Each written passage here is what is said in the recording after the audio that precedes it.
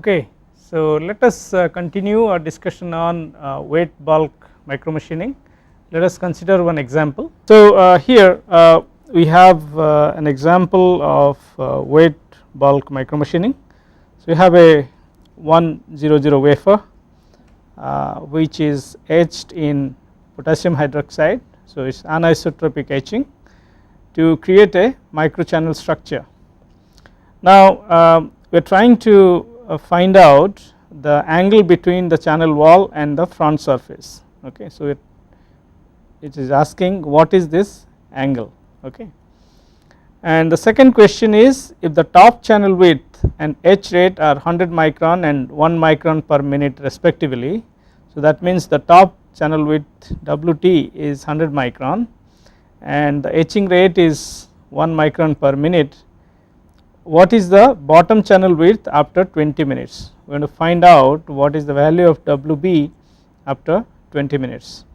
And the third question is how long it is going to take until the etching process stops. Okay, so these are three questions we try to answer. So if you look at here, we know that based on the crystal structure of silicon, the angle between the fast etching plane which is the 100 plane and the slow etching 11 plane, the angle is 54.74 degrees. So this is the 100 plane and so this will be the 100 direction and this would be 111 direction.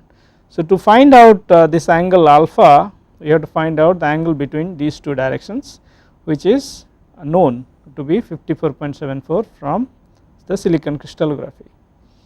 Now let us look at what is going to be the depth the width of the bottom of the channel after 20 minutes. So the etch rate is given, etch rate is 1 micron per minute and we are etching it for 20 minutes. So after 20 minutes the etch depth will be 20 minutes into 1 micron per minute. So you would have 20 micron depth.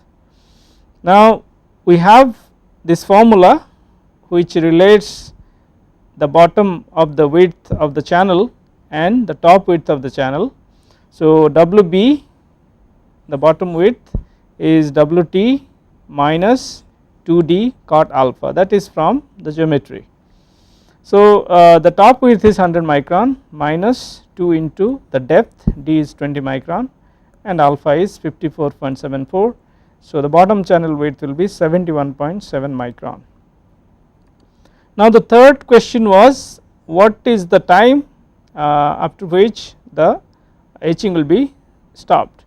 So to find the etching process is going to stop when the two 1 planes are going to intersect. Okay, so the moment the two 1 planes are going to intersect, the etching cannot proceed further. Okay, so when the two 1 planes cross each other, in that case the width of the channel at the bottom will be 0. So we can say WB is 0. Okay, so in that case the D or the maximum D that we can achieve in that case will be WT cot alpha divided by 2 which is 70.71 micron. Okay, so so that is the maximum depth that is possible before the etch stops. Now from there we can find what is the time that is taken to create this maximum etching depth knowing the etch rate. So it is D max divided by the etch rate which will take 70.71 minute for the etch to stop automatically. Okay.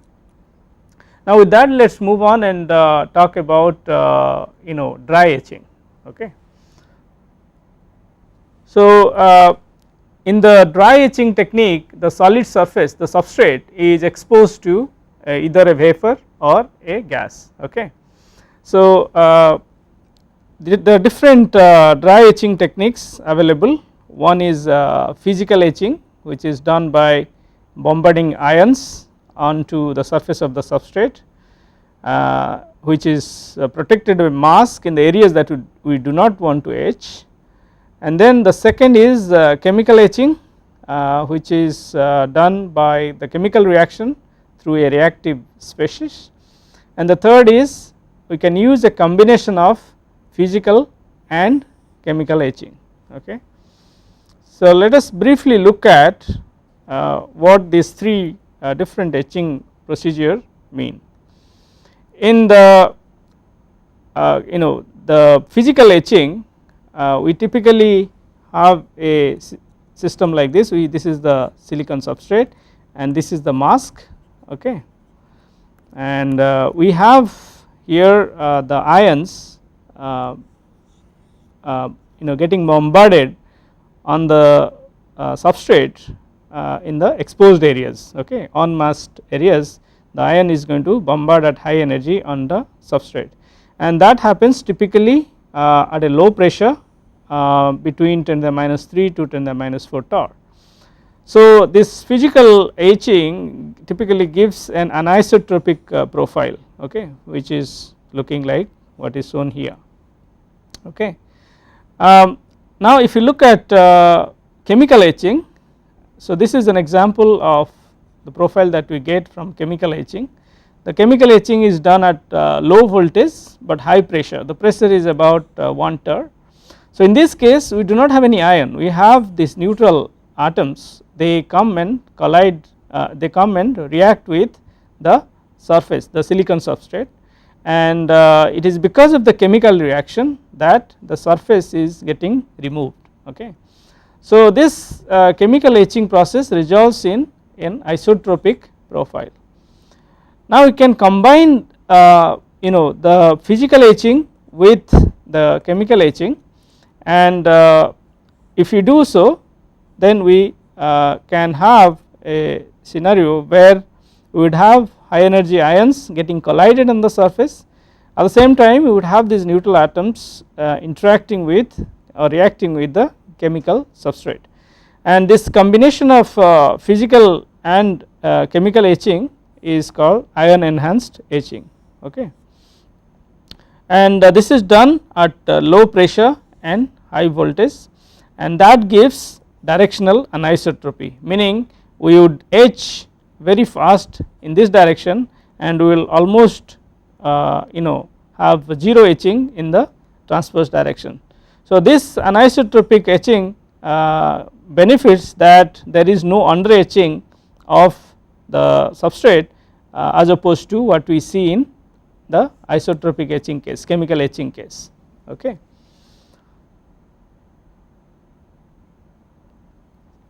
So this is an example, here we are talking about etching of this silicon layer here. This is the etching mask, and if you do isotropic etching, this is the profile you end up with. Okay. So there is always an undercutting which you see here. Okay. And so this is not desirable. Okay. So the isotropic etch profile would always involve undercutting, which is not desirable, but that does not mean that always anisotropic etching is preferred. There are some cases where isotropic etching becomes beneficial. For example, if you consider this case, you have a layer of metal on the surface of the silicon which you want to etch, and if you follow isotropic etching method, then you can uniformly remove this layer, okay, from the entire substrate.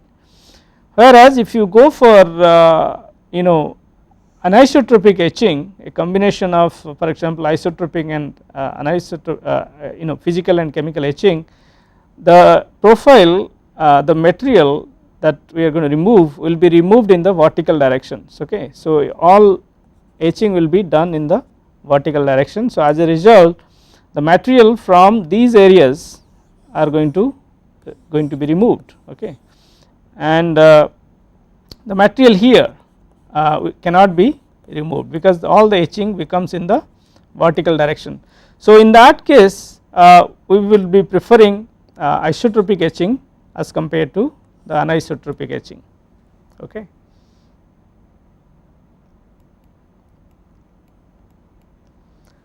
So that let us talk about surface micromachining. In the bulk micromachining, the structures are created in the bulk of the silicon wafer. Inside the silicon wafer we go for subtractive technique, meaning we remove the bulk of the substrate material to create structures, to create channels. In surface micromachining we build structures on top of the silicon substrate. So many times the surface micromachining technique is additive technique, meaning we add metals from outside to create structure on the surface of the substrate.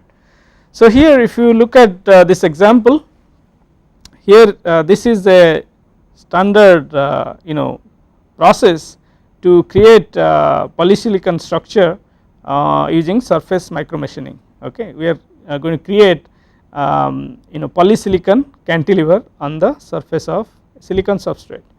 So the first step is to this is the silicon and we grow an oxide layer, this is silicon oxide, and on top we are putting nitride for electrical passivation. So this is the nitride layer, and then the second step would be so after putting silicon dioxide and nitride, we open a window here by etching to establish the contact layer. Okay, and then we put in the polysilicon here for establishing electrical contact. So after the polysilicon layer we go for putting the PSG layer, which is phosphosilicate glass, and this is used as the sacrificial layer. Okay, this is the sacrificial layer. So step C is deposition and structuring of the sacrificial layer, which is the phosphosilicate glass, and after that we go for the deposition of the structural layer, and this is nothing but the polysilicon. Okay, as you can see here. So we deposit the polysilicon layer and then we pattern the polysilicon depending on the structure of the cantilever that you want. We selectively etch this layer of polysilicon, and then the sacrificial PSG layer is removed using an etchant selectively that can only take out phosphosilicate glass. So we end up with a polysilicon cantilever. So in surface micromachining is all about adding different layers on the surface of the substrate, and many times we have the sacrificial layers to create hanging structures. Okay, and it is also about selectively etching one layer using a particular etchant where it is not etching the other material. Okay, so here we talk about lift off process. The lift off process is used to metallize a surface by using a sacrificial layer, for example SU8 or a photoresist. Okay, so this is called lift off process. If you look at the process, we again start with a silicon wafer and coating with photoresist, and then we pattern the photoresist using a mask. So UV exposure through a mask. So this is lithography and patterning, and then in the patterned or removed photoresist areas we do titanium and platinum deposition.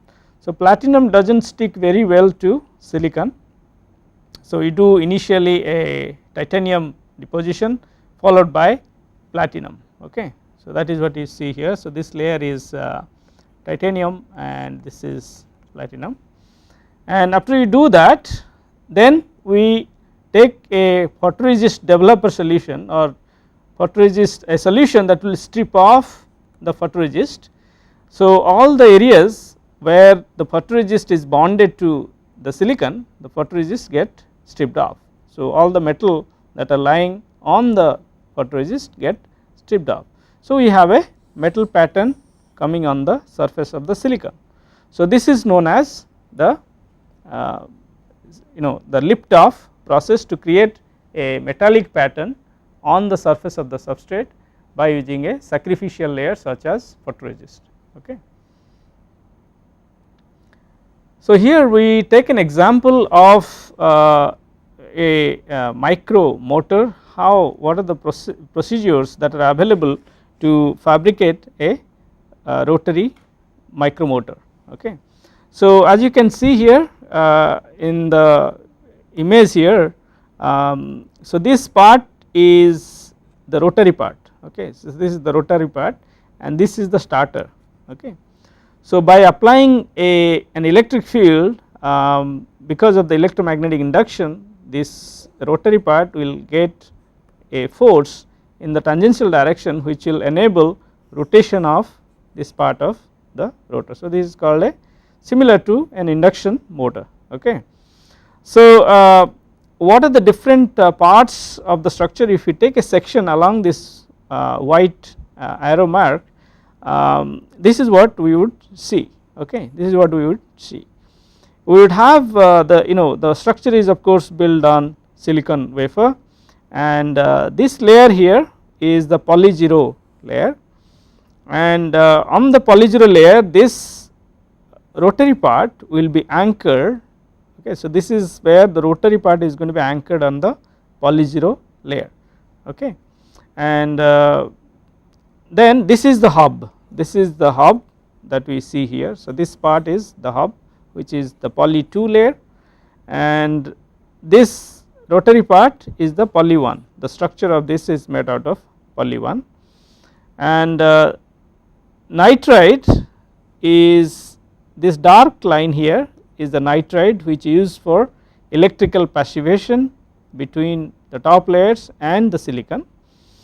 And so this is also poly 1, as you can see here, this dark similar to the rotary structure, and on top we have metal.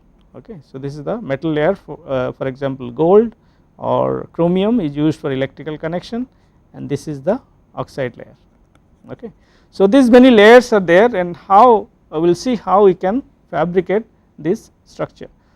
So it is the polysilicon which is the structural layer of this micromotor. So you would see there are different polysilicon layers that are present here in the structure. We would be using phosphosilicate glass PSG as the sacrificial layer, and nitride will be used as isolation, as I was telling you, the isolation between the substrate and the top layers, and gold or chromium will be used for metallization to supply the electrical connection to the micromotor. So these are the different layers and their corresponding thicknesses in micron. The nitride layer will have 0.6 micron thickness, and this is coming from this particular design that has been reported, and poly-zero will have 0.5 micron thickness. The first oxide layer will have 2 micron thickness, the poly 1 will have 2 micron thickness, the second oxide will have 0.75 micron thickness, and the poly 2 will have 1.5 micron, and the metal layer will be 0.5 micron. So you would see how the fabrication process steps are. So we start with a silicon substrate and putting a nitride layer on the top for electrical passivation. So this is the nitride layer on the top. Then we add the poly-zero layer. So this is the poly-zero layer that we add, and then we pattern this poly-zero layer using photoresist. Okay, so we have a mask which would pattern the photoresist, which would act as a mask for etching poly-zero. So we pattern poly-zero. Okay, so here the poly-zero has been patterned using the lithography, and then we remove unwanted poly-zero using reactive ion etching. Okay, so reactive ion etching is used to remove poly-zero in these areas. Then we deposit the first layer of silicon oxide. Okay, so this is the first layer of silicon oxide which is deposited using low pressure chemical vapor deposition, and then we pattern this oxide to create these holes using a second mask. So you would also see how many masks we need to create this motor. So this is the first mask which is used to pattern poly 0, and after we put the oxide layer here we would be using the second mask to pattern the holes in the oxide layer, and using the mask dry reactive ion etching can be used to create these rectangular holes. So after we pattern the oxide through the mask, we would be patterning the oxide layer further. So you can see here this patterning is done to create these cylindrical holes. Then we will also would like to remove this part of the oxides from these portions of the oxide we want to remove on both sides.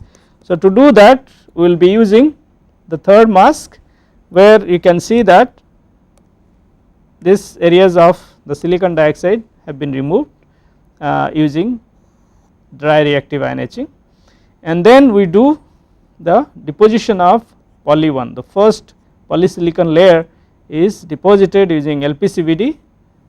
So this is the polysilicon layer is PSG, and on top of that we grow a layer of phosphosilicate glass. So this green layer here on top is the PSG layer, and then we pattern the phosphosilicate glass and pattern the poly 1 through the fourth mask. Okay, so this is the fourth mask that will be requiring to first pattern the top PSG layer and then pattern the poly 1 layer. Then next we would move on and deposit the second oxide layer. Okay, so this is the second oxide layer will be depositing on top of the PSG, and everywhere we are doing a coating of the silicon dioxide. So then we would be using the fifth mask to pattern the second oxide layer. Okay, this was the first oxide layer and this was the second oxide layer.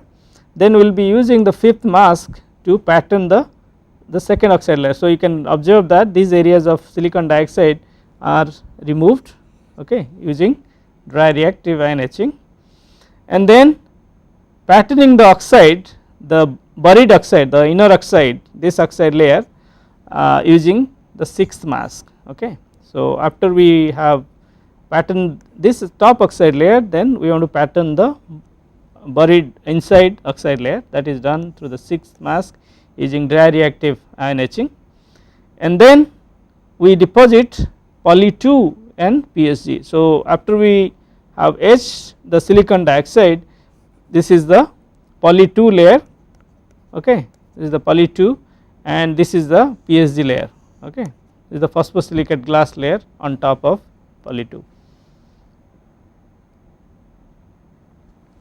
Next we pattern the PSG and the poly 2, okay. So the PSG layer and poly 2 layers are patterned. So the PSG layer is acting here as a mask to create to etch poly 2 layer. So after poly 2 layer is etched, the PSG has been removed, as you can observe here. So that etching of poly 2 is done using dry reactive ion etching. So on top of this poly 2 we deposit the metal, okay. So gold or chromium is deposited here. So this is the metal which is deposited on top of poly 2, and then the final step would be to remove this buried oxide layer. So we actually remove oxide everywhere from the structure, so that we put in an silicon dioxide etchant. So silicon dioxide, which is this layer, and this layer gets removed everywhere. So you can observe that.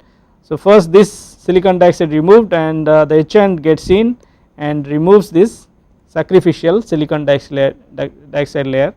So as silicon dioxide is removed, this poly 2 is moving down, and these anchor points, so this poly 2 which is the rotor gets supported using these anchor points on the top of poly 0 layer. This is the poly 0 layer. So it gets supported here using the anchor point. So this is the motor that we wanted to fabricate. So this gives you an example how to create multi-layer structures, intricate structures, movable structures using a combination of photolithography, patterning and selective etching of different layers. Okay. Now let us look at another technique which is called LIGA. So LIGA is used to create high aspect ratio structures. Okay.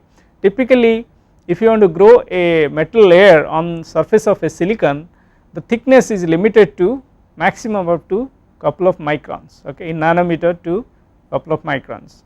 But if you want to create these metal structures very thick enough of the order of hundreds of microns to millimeter, the way to do is to use LIGA. Okay. So that technique would be looking at here. The LIGA technique was developed at IMT, Institute of Microtechnology in Germany. So it was developed around 80s. So if you, the LIGA is an acronym for a German word which is lithography, Galvanoformung and Aufformung. That means lithography, electroplating and molding. So we will be doing all three different processes as part of LIGA. And so LIGA is used for, as I said, it is used for high aspect ratio micromachining, and it produces tall structures with vertical side walls, and it is fabricated in metal because to provide the structures that are stiffer and which can sustain large actuation force. So this is the procedure. So this is the substrate, and on top of that we have a resist layer. Okay, so this is the resist layer, and then we have a mask pattern. So this is the mask, and all those blue areas that you see, the hexagonal pattern, are the absorber pattern. So that will prevent the exposure of the light. Typically X-ray is used for high aspect ratio structures, for curing of high aspect ratio structures because of higher energy as compared to UV. So here we are using X-ray. Okay. So after the exposure, if you do development, then we create this free standing photoresist structures, and then we do electroplating. This substrate here is electrically conductive, okay, and it could be a metal that can be patterned using that can be the layer can be, the thickness can be increased using electroplating. So you do electroplating to to create this metal layer. So this is the metal layer which is grown using electroplating. So once we have done the electroplating, the final step would be to remove the the resist layer. So these resist layer are removed after electroplating. So we have a honeycomb structure that we want to fabricate. So any structure can be fabricated using this technique, so provided we design the mask accordingly. And the benefit of the LIGA technique is that the thickness, larger aspect ratio structures can be manufactured using this technique. Okay.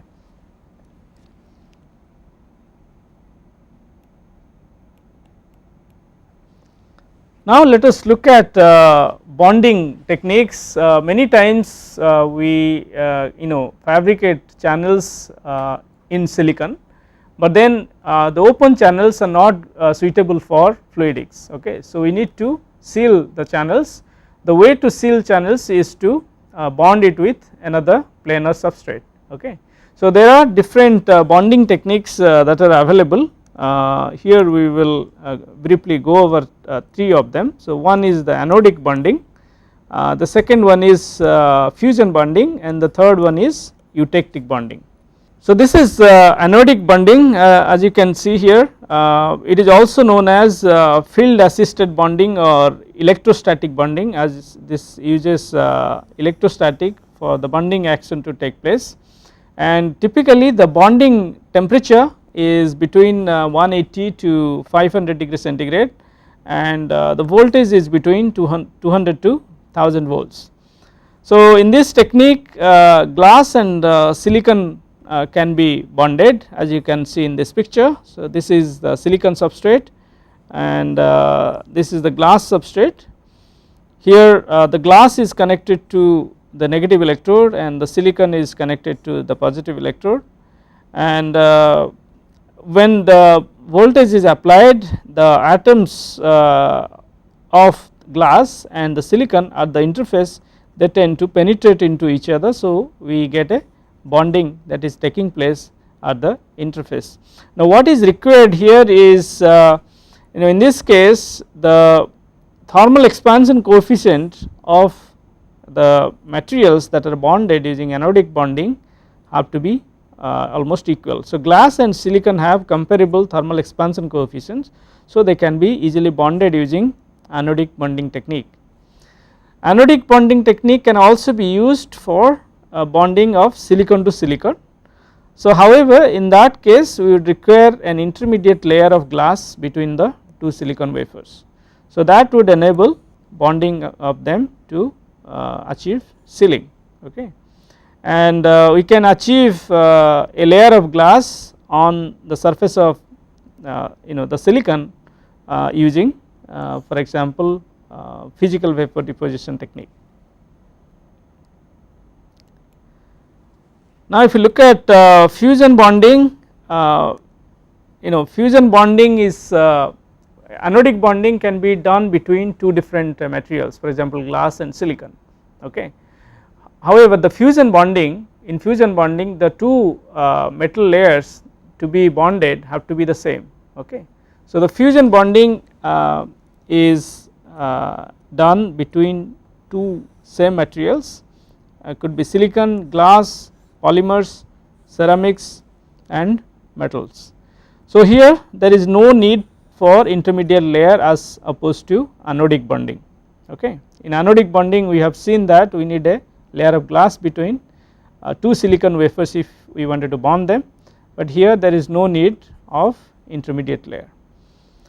There are some advantages of this process because we are talking about 2 similar materials, same materials, thermal stress is not a problem here, okay, because they will have the same thermal expansion coefficient, okay.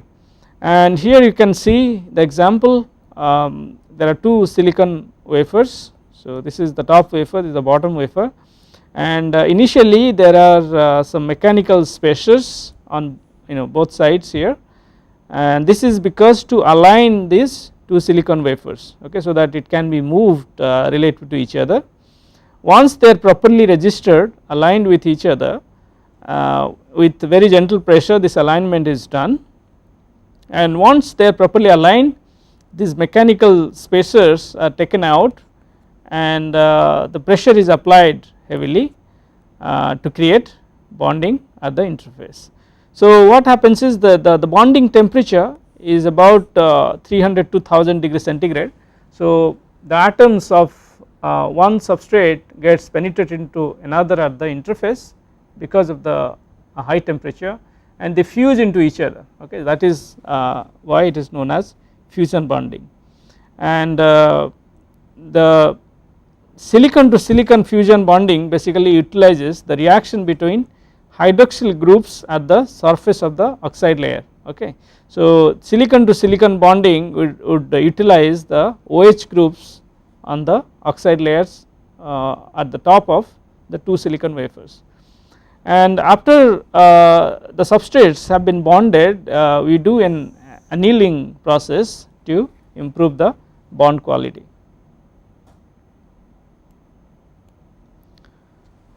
The third bonding technique is the eutectic bonding. In eutectic bonding is typically done at lower temperature, less than the melting temperature. So here we do not have two different phases.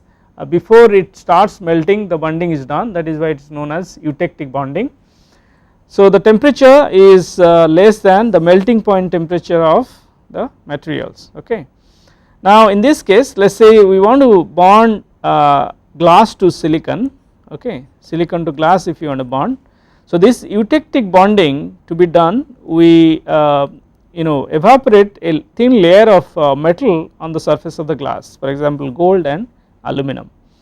So the steps, so the thin gold film is sputtered on the silicon surface to achieve eutectic bonding.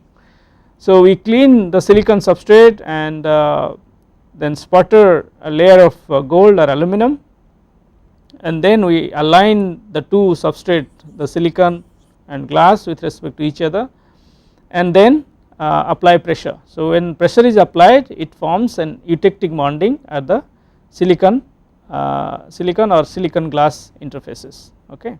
So this is a photograph of eutectic bonding that has taken place between a silicon and silicon substrate with a top there is an oxide layer on the top of both silicons, and there are gold also sputtered on both the silicon wafers. So at the interface the eutectic bonding is formed. Okay.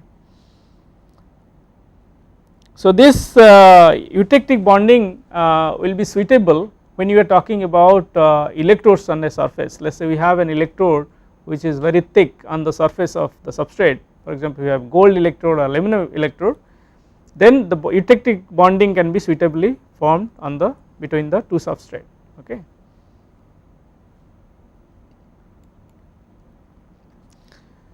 Now let us talk about microfabrication with glass. As we discussed in the beginning, glass is a very good substrate for microfluidics application, because in microfluidics we deal with biological objects, and glass is biocompatible. Okay.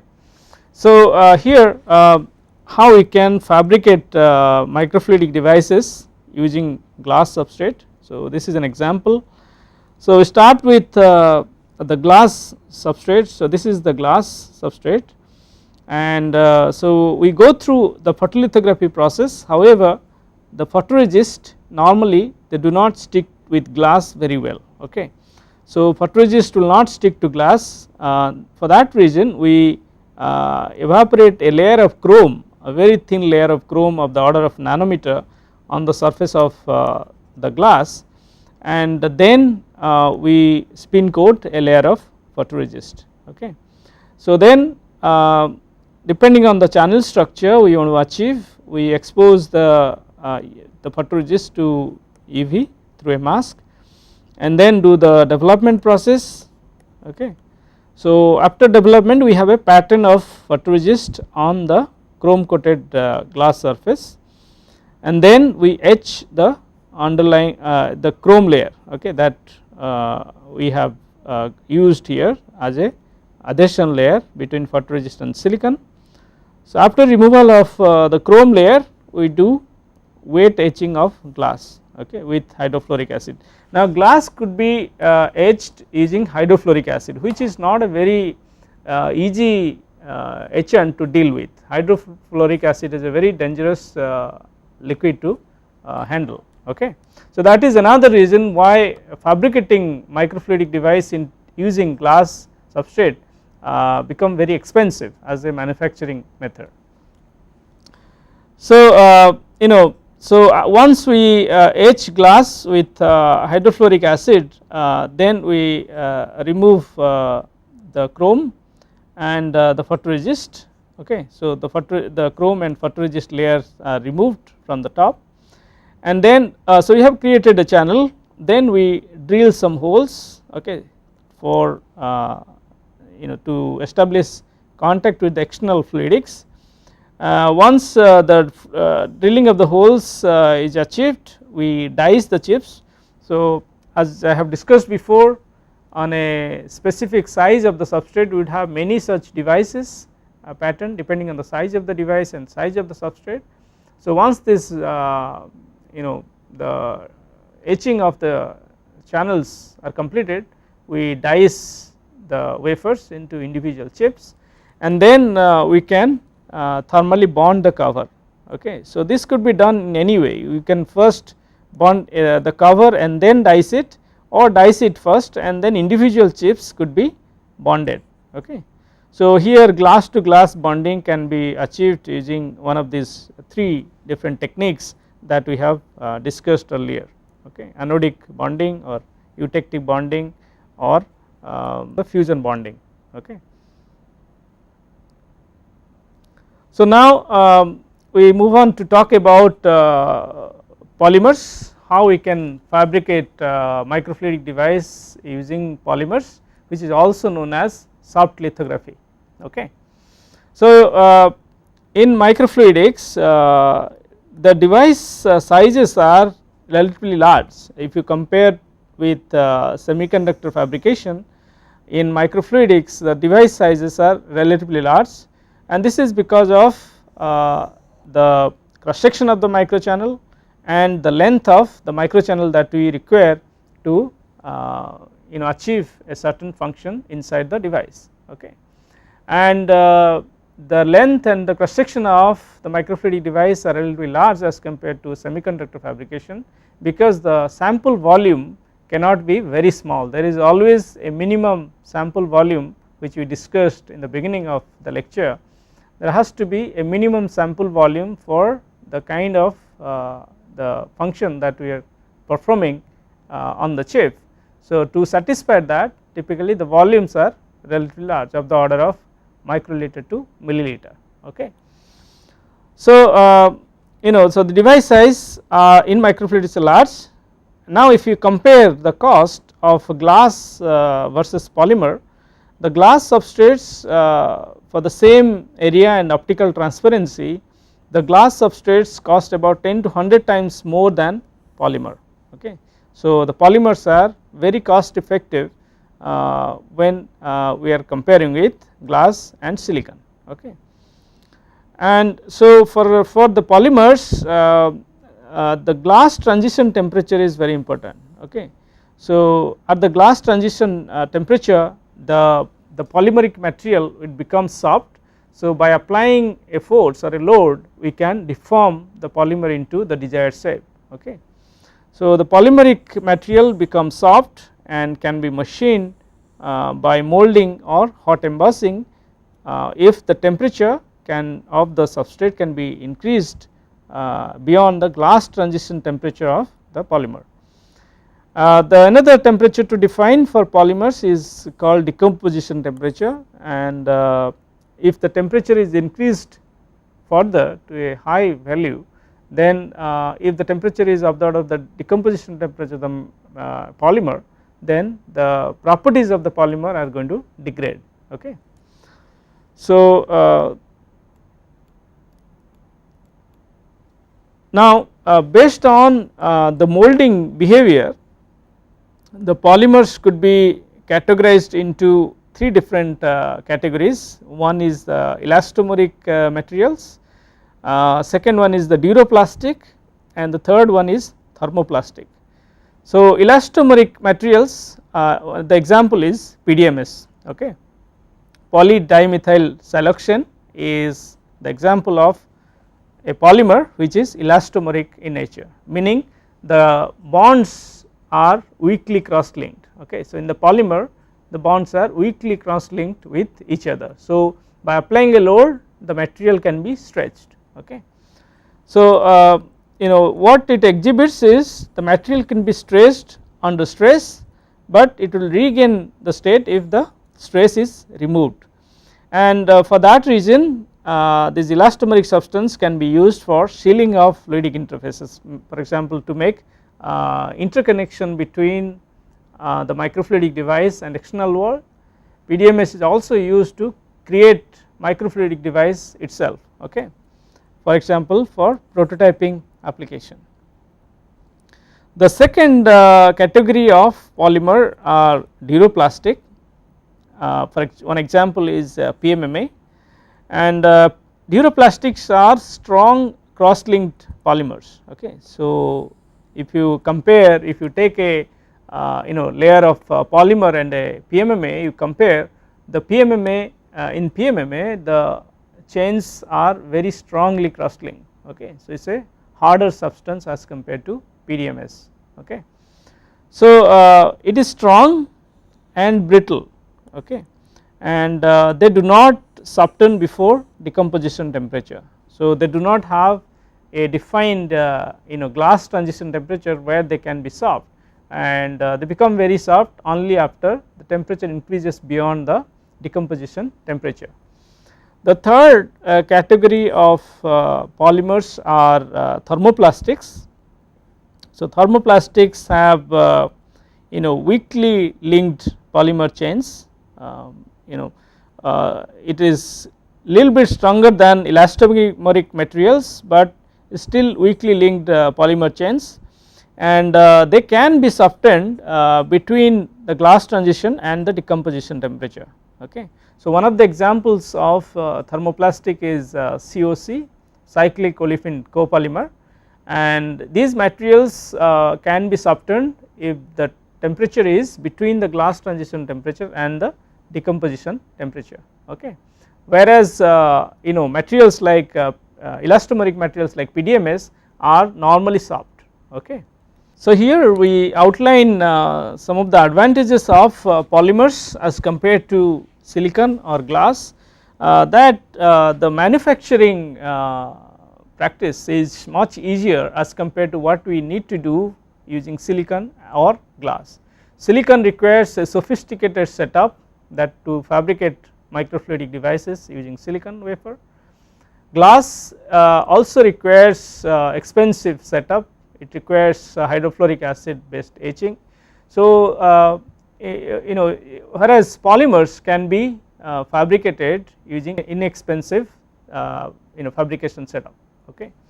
So the fabrication setup is cost is less, and the procedure is also easier to follow.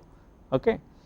And so because of the cost issues, since the polymers can be fabricated easily and cheaply, it is suitable for disposable applications. Okay. And polymers are also they have advantages in terms of biocompatibility and biodegradability. Okay. So they have proven to be used for implantable application. There are two things here. Biocompatible means they have to be compatible with biological substances with life. Biodegradable meaning they have to sustain over a period of time, okay, without degrading and worsening the performance. Okay. So these are two important qualities of polymers for which people have realized that for implantable application. And also many polymers are that is the downside of the polymers, that some of the polymers like COC, PDMS, they are self fluorescing in nature. Okay. So if you are doing using a polymer microfluidic device in a situation where we have to deal with light or fluorescence, we are measuring fluorescence, since the material itself is fluorescing in nature, it involves inaccuracy or it degrades the performance of the device. And the other downside of polymer is poor chemical resistance to solvent, where silicon and glass have very good chemical resistances, resistance against solvents. Polymers like PDMS, PMMA and COC, they would degrade when subjected to corrosive chemicals and solvents. Okay. So that is another downside of polymers. So this which may be important in different lab on chip and drug discovery applications, where we will be talking about using different chemicals. So with that let us stop next we will continue a discussion on different fabrication technique using polymer substrate.